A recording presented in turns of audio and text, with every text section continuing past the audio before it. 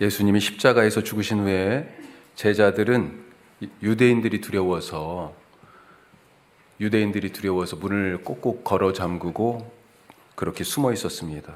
그때 부활하신 예수님이 찾아오셨죠. 이런 말씀을 하십니다. 자, 요한복음 말씀에 보면 예수께서 이르시되 너희에게 평강이 있을지어다. 샬롬 하시면서 들어오신 거예요. 문을 다 걸어 잠궈 놨는데, 그러면서 뭐라고 말씀하세요? 같이 해요. 아버지께서 나를 보내신 것 같이 나도 너희를 보내노라. 오늘 우리에게도 똑같이 말씀하십니다. 우리에게 찾아오셔서 아버지께서 나를 보내신 것 같이 나도 너희를 보내노라. 디테일은 조금씩 다르지만 사복음서 마태, 마가, 누가, 요한 이 복음서 4개 모두 다 예수님이 제자들을 세상에 보내시는 장면으로 끝납니다. 두려움에 움츠려 있던 제자들에게 가, 세상으로 가. 너희가 있어야 될 곳은 거기야. 맞습니다. 우리는 세상에 있어야 되죠. 세상으로 가야 합니다. 거기서 빛으로 살아야 됩니다. 세상의 빛. 하지만 우리가 살아야 하는 그 세상 쉽지가 않습니다. 우리를 환영하지 않아요. 예수님도 그것을 아셨습니다. 아버지께서 보내셔서 왔다고 그러셨잖아요. 그런데 세상에 가면 무슨 일이 일어날지 알아요. 세상에서 미움을 받을 것을 아셨습니다. 죽으러 가는 것인 줄 아셨어요. 자기 땅에 왔지만 자기 백성이 영접하지 않았고 오히려 반대하고 방해하고 미워하고 모욕하고 결국은 십자가에 못 박아 죽였습니다. 우리가 그런 세상의 보냄을 받았어요. 왜요? 우리도 예수님과 연결된 예수님의 몸, 예수라는 이름으로 살아가는 그리스도의 제자들이기 때문에. 그런데 하여튼 세상에 가서 살아야 되잖아요. 어떻게 살아야 될까요? 어떻게 우리를 보내신 사명, 예수님에게는 세상을 구원할 사명이 있었잖아요. 그 구원을 예수님이 가져왔다고 증거하는 게 우리의 사명이죠. 어떻게 해야 세상 속에서 그 사명을 이루며 살아갈 수 있을까요? 오늘 첫 번째 말씀 같이 해봅시다. 사랑을 동력으로 삼으라. 밥심으로 살아간다고 그러죠. 무슨 힘으로 살아가고 있습니까? 사랑이 우리가 살아갈 힘이 되실 수 있길 바랍니다. 오늘 말씀은 우리가 익히 잘 아는 선한 사마리아 사람의 비유, 이렇게 불려지는 그런 대목의 말씀이에요.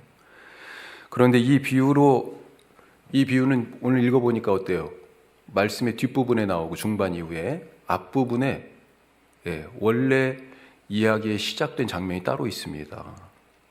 어떤 율법학자가 예수님께 찾아왔죠. 자, 뭐라고 물어요? 선생님, 내가 무엇을 하여야 영생을 얻겠습니까? 내가 무엇을 해야 영생을 얻겠습니까? 그래요. 자, 질문만 놓고 보면 이 사람은 영적 갈망이 있어서 예수님께 뭔가를 배우려고 온 그런 사람 같습니다. 그런데 성경은 이 사람의 말과 행동이 사실은 다른 거다라고 하는 것. 완전히 다른 이 율법학자의 속마음을 지금 알려주고 있어요. 자, 뭐라고 되어 있습니까? 어떤 율법교사가 일어나. 오늘 말씀 시작이 그렇게 되어 있어요. 그렇죠? 25절 시작할 때 어떤 율법교사가 일어나 뭐라고요? 예수를 시험하여 영생에 대하여 묻고 있습니다. 예수님을 시험할 목적으로 영적 관심이 있는 것처럼 사실은 포장을 했어요. 왜? 악한 속마음을 선한 것으로 위장하면서 예수님을 시험하여 넘어뜨리려고 했을까요? 드라마에 이런 대사가 나오더라고요. 자기를 엄청 미워해서 자기가 운영하는 회사를 망하게 한 그 사람을 만났는데 그 사람에게 이렇게 얘기해요. 나는 더 이상 미움을 동력으로 살지 않겠어요. 나는 더 이상 미움을 동력으로 살지 않아요. 제가 그 대사를 딱 듣고 깜짝 놀랐어요. 이야, 드라마도 감동이 때로 있을 때 있잖아요. 그렇죠? 제가 가끔 드라마보다 웁니다. 큰일 났어요. 근데 이 말에 쿵 했어. 예. 나는 더 이상 미움을 동력으로 살지 않아요. 그 사람 때문에 망했으니까 억울하고 이가 바득바득 갈리면서 미웠을 겁니다. 억울한 그 한을 풀어보려고 미움을 동력으로 삼아 꼭 똑같이 되갚아줄 거야. 아니 배로 갚아줄 거야 하는 마음으로 살아왔어요. 그런데 이제는 그렇게 살지 않겠다는 거예요. 나는 미움을 동력으로 살지 않겠어요. 오늘 말씀에 나오는 율법학자, 무엇을 동력으로 살았을까요? 예수라는 한 사람에 대한 미움 아니었어요? 유대 사회를 지탱하는 두 가지 기둥이 있다고 제가 늘 말씀드렸지. 뭐가 있습니까? 성전과 율법. 유대 사회를 딱 떠받치고 있는 두 기둥이에요. 그런데 이 율법학자가 예수님 보니까 어떻습니까? 율법을 뒤집어요. 모세가 이렇게 말했지만 나는 이렇게 말한다. 마태복음에 보면 아주 예수님이 그게 6개나 나옵니다. 연달아서. 사람들이 그 자리에는 이런 율법학자들도 있었을 거예요. 저 사람 왜 이렇게 사람들이 막 몰려다니지 저기에? 그러면서. 그런데 가서 모세의 율법을 뒤집어서 얘기하네. 내 생명보다 더 귀한 이 율법을, 이 하나님의 말씀을. 성전에 대해서는 뭐라고 그래요? 성전을 완전히 무시하는 듯 합니다. 이 성전을 헐어버려라. 와, 이게 지금 무슨 얘기예요? 요한복음에 의하면, 다른 복음서는 조금 뒤에 나오는데 이 장면이, 요한복음은 앞에 나와요. 성전에 들어가서 예수님이 제사를 못 드리게 방해한 장면 나오잖아요. 짐승 다 내어 쫓고 성전 세를 내야 됩니다. 두로의 세겔로 2분의 1 세겔을 내야 돼요. 그러려면 자기들이 평상시에 쓰던 돈을 성전에서 환전을 해야 돼. 환전상들의 돈 다 이 판을 다 뒤집어 엎어버리고 채찍을 휘두르면서 성전을 난장판으로 만들어놨어. 이 성전은 사실은 이방인의 뜰이라고 하는 그런 구역으로 그런 일들이 행해지고 있던 솔로몬의 성전, 그러니까 헤롯이 확장한 구역 안에 있는 예배를 위하여 어떻게 보면 준비하는 장소라고도 볼 수 있어요. 거기서 제물도 사고 말씀드린 것처럼 환전도 하고. 그런데 거기서 다 그 사람들이 볼 때는 이 예수님의 행위가 성전에서의 제사를 방해하고 부정하는 그런 것처럼 보이는 거죠. 율법 아까도 말씀드렸지만 안식일법을 어겼다고 계속 예수님이 태클 당했잖아요. 왜 제자들, 당신들의 제자들은 씻지도 않고 먹어? 더군다나 죄인과 세리들과 어울려서 그렇게 놀러 다녀? 안식일법과 정결법을 정면으로 어기는 것이 보입니다. 그래서 미워요. 이러다가 유대 사회가 무너지겠구나. 저 사람 때문에 우리가 하나님께 버림을 받을 수도 있겠구나. 이런 불안감이 생깁니다. 자기 딴에는 말씀과 성전을 지키려는 열심을 동력으로 삼아서 예수님 앞에 왔어요. 더군다나 사람들이 때를 지어서 우르르 몰려다니며 예수님을 따라요. 이런 것을 보면서 시기도 났을 것입니다. 이런 감정들을 다 총체적으로 모아보니까 어때요? 너무도 미운 거야, 예수님이. 예? 저 예수라는 작자가 너무 미워요. 그래서 시험하려고 자기의 특기인 율법의 문제를 가지고 왔습니다. 무엇이 우리 삶을 이끄는 동력입니까? 무엇이 우리를 영생으로 이끌어요? 지금 이 사람 말이 어떻게 해야 영생을 얻을 수 있습니까? 라고 했잖아요.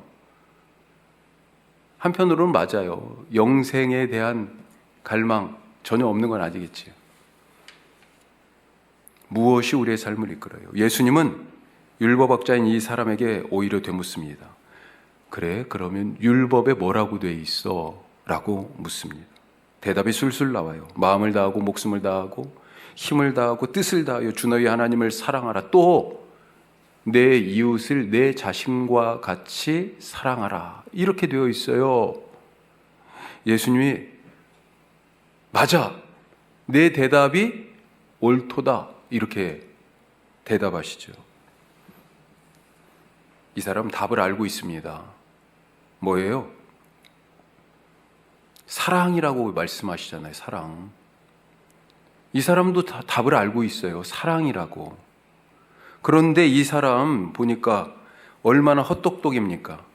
사람이 사랑으로 살아야 한다는 것을 알면서 그래야 사람답게 산다. 다른 말로 얘기하면 영생을 얻는다. 사랑으로 살아야 영생을 얻는다라고 하는 것을 알아요.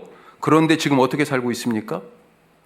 그릇된 신앙에서 비롯된 분노, 예수라는 사람에 대한 미움, 그리고 그런 것에서 파생되는 두려움과 불안감, 그런 것에 이끌려 그런 것에 의지해서 살아가고 있습니다. 사랑이라는 사람이 살기 위하여 가장 필요한 것이 영생의 삶을 위하여서 사랑이 가장 중요한 것을 그 답을 알고 있지만 지금은 미움으로 예수님 앞에 와 서 있습니다. 그 사람 속에는 지금 뭐가 가득 차 있어요? 예수님에 대한 사랑 때문에 온 거예요? 그 사람 속에 지금 뭘로 가득 차 있다고요? 미움으로 가득 차 있어요. 영생과 자기가 영생을 얻기 위하여는 그거라고 말은 그렇게 했는데 실제 삶은 영생과 정반대의 삶을 살아가고 있다는 것입니다. 헛똑똑이에요. 왜 하나님이 예수님을 세상에 보내셨습니까? 사랑 때문이잖아요. 왜 예수님이 이 땅에 오셔서 십자가에서 자기 목숨 내놓고 죽으셨어요? 사랑 때문이잖아요. 그래서 우리가 너무 잘 아는 말씀, 교회 안 다니는 사람들도 다 알고 있는 말씀, 하나님이 세상을 이처럼 사랑하사 독생자를 주셨으니 이는 그를 믿는 자마다 멸망하지 않고 영생을, 여기 영생 나오잖아요. 영생을 얻게 하려 하심이라. 사랑하셔서 우리에게 영생을 얻도록 하기 위하여 자기를 희생하신 하나님. 사랑하며 삽시다. 예수님이 사랑 때문에 오셨고 사랑 때문에 죽으셨습니다. 사랑으로 살라고 이제 그 사랑을 우리에게 주셔서 세상에 보내세요. 악의를 가지고 선한 얼굴로 속은 악의를 품고 선한 얼굴로 우리에게 찾아오는 사람들이 너무 많아요. 어떻게 대해야 돼요? 그들에게 어떻게 여기 하나님이 계신 것을, 여기 구원이 임한 것을 어떻게 보여줄 수 있습니까? 너도 한번 당해봐라. 내가 네 속마음 모를 줄 알아? 그게 아니고 예수님이 우리에게 하신 것처럼 지금 이 율법학자 마음속이 뻔히 다 보이실 거 아니에요. 예수님이 하신 것처럼 악의를 가지고 오는 선한 얼굴의 그 사람에게 선으로 응대하시고 말씀으로 그를 품어주는 사랑 가득한 복음에 합당한 우리 모두의 삶이 되시기를 바라고 축복합니다. 두 번째로요, 자기 중심성을 버리라. 자기 중심적인 삶을, 이기적인 삶을 버리라. 율법 교사가 두 번째 질문을 합니다. 가서 예수님이 이 사람이 한 대답에 하나님을 사랑하고 이웃을 사랑하는 겁니다 라고 율법에 돼 있다고 대답했더니 예수님이 네 말이 옳아. 그러면서 예수님이 뭐라고 그래요? 그대로 가서 행하라 그랬더니요, 갑자기 자기가 난감해졌는지 뭐라고 질문을 해요? 두 번째 질문이, 그러면 내 이웃이 누구예요? 아니, 하나님은 알겠어. 성전이 있으니까 거기 가서 예배를 드리면 될 것 같아. 그런데 이웃을 내 몸과 같이 내 자신처럼 사랑하라 그랬는데 이웃이 누군지 모르겠어요. 이 사람 멍청이 아니에요? 이웃이 누굽니까? 여기서 우리가 잘 아는 선한 사마리아 사람의 비유를 예수님이 말씀해 주시죠. 어떤 사람이 예루살렘에서 여리고로 가다가 강도를 만나서 거의 다 죽게 됐습니다. 마침 그 길로 순차적으로 사람들이 지나가는데 3명의 사람을 예수님이 비유로 말씀하세요. 제사장, 그리고 레위인, 마지막으로 사마리아 사람. 사마리아 사람은 이방인이라고 보면 됩니다. 역사적으로 사마리아가 나라가 남유다보다 먼저 북이스라엘이 멸망하면서 사마리아의 아시리아에서 다른 민족들 이주에다가 살게 하고 여기에 원래 살고 있던 이스라엘의 다른 그 지파들, 에브라임, 므낫세 지파 이런 사람들은 아예 멀리 외국으로 이주시켜 버렸어요. 그러니까 여기는 유대인들 입장에서 봤을 땐 저 사람들은 유대인이 아니에요. 이방인 취급했습니다. 자, 제사장, 레위인, 어떻게 보면 정통 중에 정통, 순혈 중에 순혈인 유대인들입니다. 그리고 또 누가 지나가요? 이방인과 같이 취급되던 사마리아 사람이 지나갑니다. 그런데 지나가면서 이 강도 만난 사람, 한 사람이 강도 만난 그 현장을 지나가면서 세 사람의 행동이 달라요. 자, 31절 보면요. 제사장이 어떤 모습입니까? 마침 한 제사장이 그 길로 내려가다가 뭐라고 돼 있어요? 그를 보고 피하여 지나가고. 조금 있다가 그 다음 절 레위인이 지나갑니다. 자, 레위인도 그곳에 이르러 같이 해요. 그를 보고 피하여 지나가고. 똑같이 돼 있어요. 그러면 사마리아 사람은 어땠습니까? 자, 어떤 사마리아 사람은 여행하는 중에 거기 이르러 그를, 자, 같이 해요. 그를 보고 불쌍히 여겨 가까이 가서 기름과 포도주를 그 상처에 붓고 싸매고. 차이가 확 보이죠. 같은 상황인데, 왜 같은 상황인데 다른 행동이 나왔을까요? 이런 말씀드리기가 좀 낯간지러운데 좀 쑥스러워요. 제가 한 3, 4년 전에 집에서, 그때는 아이파크 살 때예요. 집에서 교회를 오려고, 아마 지금 제가 기억이 약간 가물가물한데 버스를, 그렇게 자주 그런 건 아니었는데 버스를 타고 오려고, 그때는 버스를 타고 오려고 나갔는데 버스를 놓친 거야. 예. 그래가지고 걸어 이제 오는 거죠. 교회를 걸어오는데 그 국가수 사거리를 지났습니다. 건넜는데 점심 때쯤 됐어요. 국가수 앞에서 좋게 한 80 가까이 되어 보이시는 할머니 한 분이 꾸정하게 서가지고, 점심 때쯤 되었으니까 국가수에서 국가수밥 맛있다고 그러던데. 그런데 거기서 구내식당에서 밥을 안 먹고, 예, 바깥에서 드시려고 아마 나오는 차들인 것 같아요. 뭐 어떤 용문지 차들이 계속 나오고 있어요. 근데 이 할머니가 꾸부정하게 서서 손짓을 막 하면서 마치 차를 세워달라고 하는 것처럼 뭔가를, 예, 도움이 필요하신 것 같았습니다. 그렇게 계속 손짓을 하고 있어요. 제가 할머니에게 다가가서 물었습니다. 뭔가 도움이 필요하신 것 같아. 정확한 그 워딩은 정확하게 기억나지는 않는데 이런 얘기였어요. 집 때문에 뭔가를 어디 연장하러 가야 되는 거예요. 예. 그래서 일철새면 이게 무슨 말씀인가 그랬어요. 할머니 연세도 이렇게 많으신데. 예. 그런데 손에 뭔가를 들고 계시길래 봤더니 하나로마트, 여기 혁신도시 하나로마트 위층에 보면 주거지원센터라고 있습니다. 원주시 주거지원센터, 주택공사에서 하는.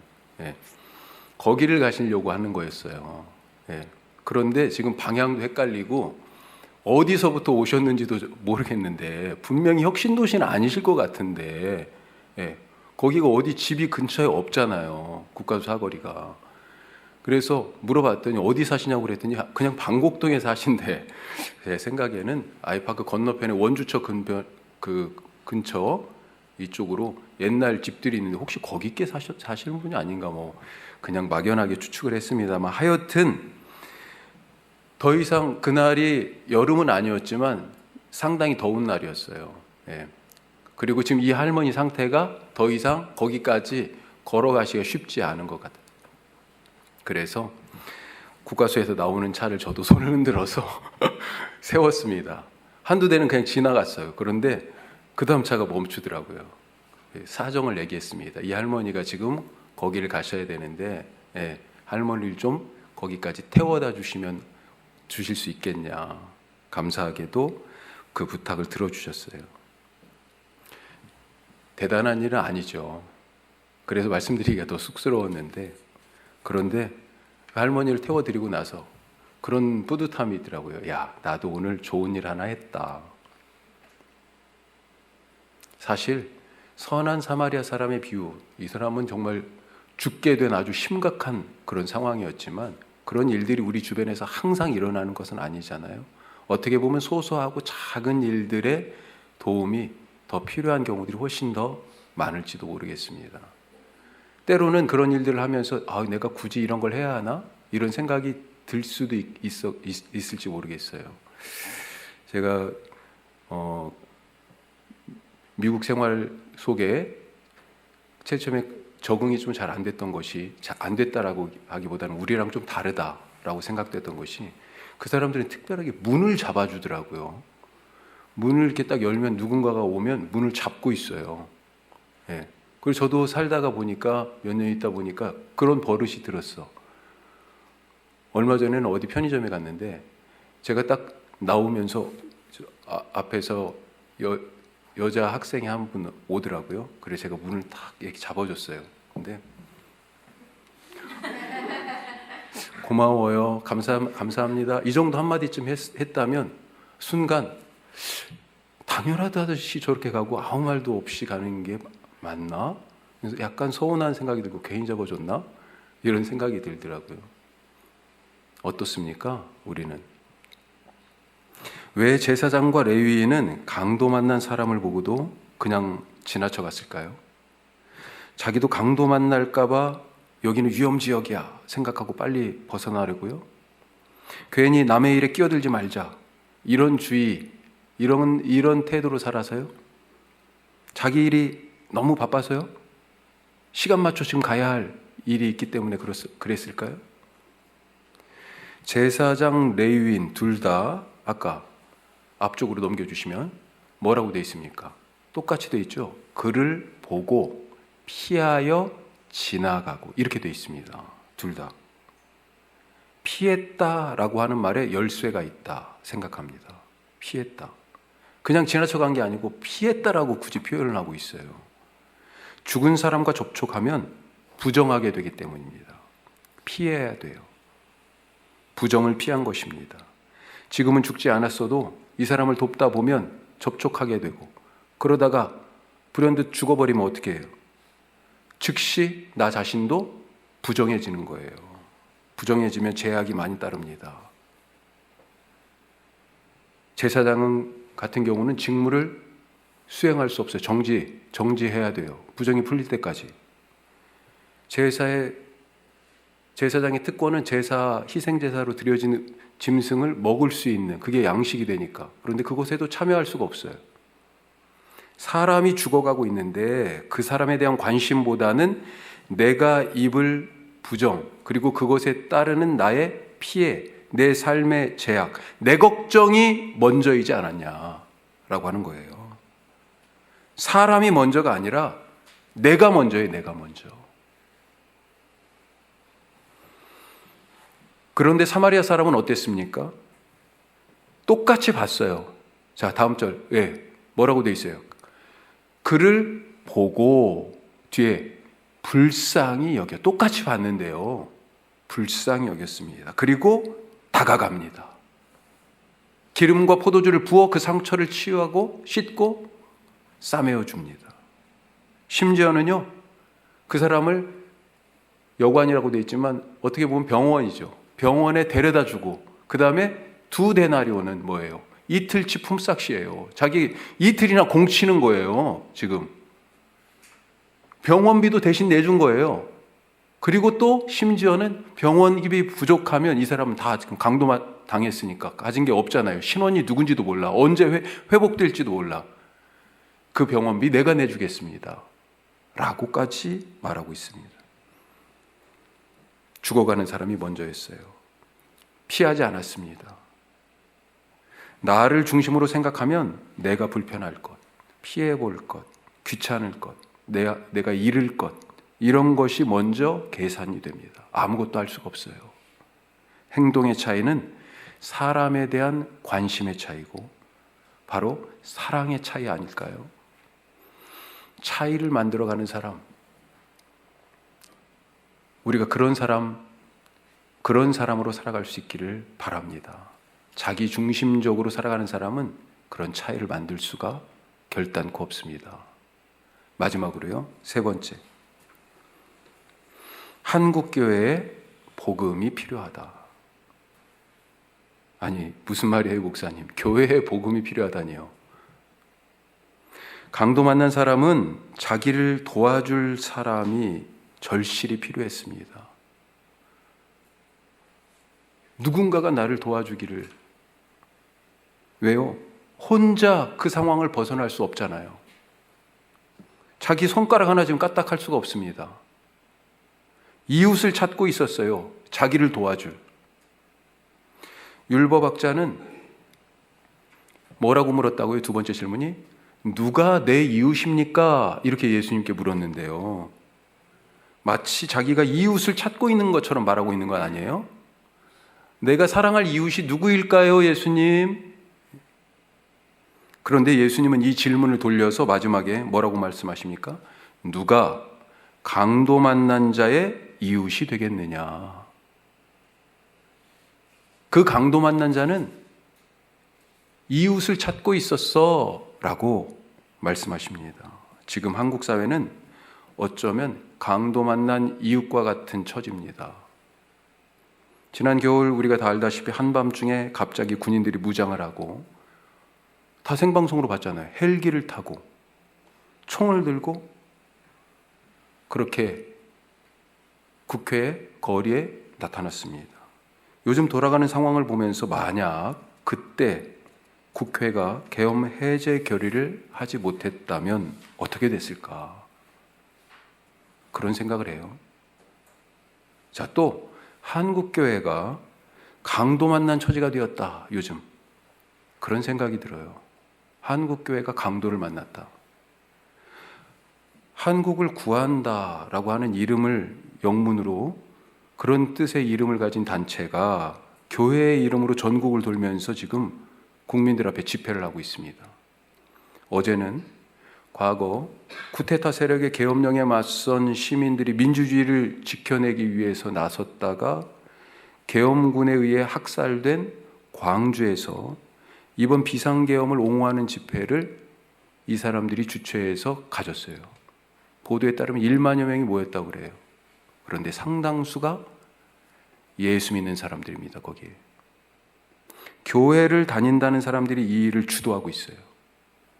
강도 만난 사람을 치유하기는커녕 소금을 뿌리는 행위 아닙니까?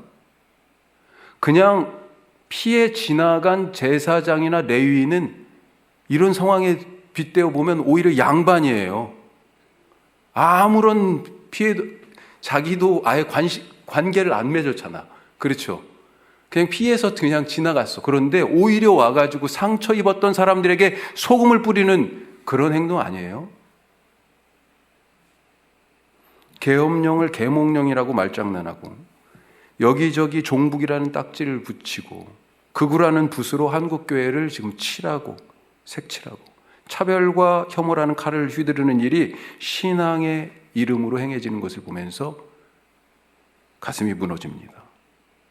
우리가 강도 만난 국민들의 이웃이 되어 그들을 치유하고 회복하도록 도와줘야 되는데 우리도 역시 이 한국교회, 교회든 우리도 역시 강도 만나 죽을 지경이 되었으니 참으로 답답합니다. 그동안에도요, 지금 한국교회가 신천지 같은 이단, JMS 같은 이단, 통일교 같은 이단, 그 이단들에 의해서 계속 강도 만난 자처럼 공격을 받았잖아요. 그런데 지금 결정타를 맞고 있는 것 같아요. 사람들이 예수 믿을, 교회 올 그런 엄두가 한국 사회에서 나겠어요? 복음을 들고 멀리 갈 것도 없습니다. 땅끝까지 가라가 하셨는데 땅끝이 뭐예요? 복음이 없는 곳이 땅끝입니다. 지금 한국 교회 안에 복음이 사라졌으니 우리가 복음을 들고 먼저 갈 곳이 이젠 땅끝이 어디가 됐어요? 한국 교회가 되지 않았나. 우리가 작은 씨앗이 되어 썩어지는 미랄이 되어 예수님이 우리를 위하여 오셔서 죽었듯이 생명으로 열매 맺기 위하여 먼저 죽는 그런 썩어지는 미랄이 될 수 있길 바랍니다. 또 오늘 말씀의 사람들을 가만히 보면요, 이게 일상생활 하다가 일어난 일이에요. 일상생활 하다가 이웃의 신음소리를 들었습니다. 구원의 복음, 치유의 복음, 생명의 복음이 간절한 사람이 자기를 도와줄 구원의 손길을 내밀 이웃을 찾고 있어요. 멀리 있지 않습니다.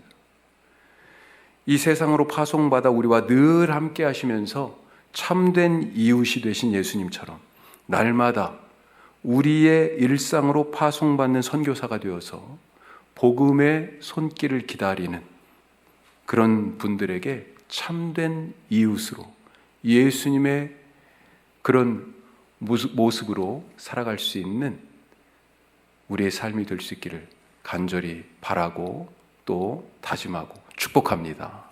기도하겠습니다.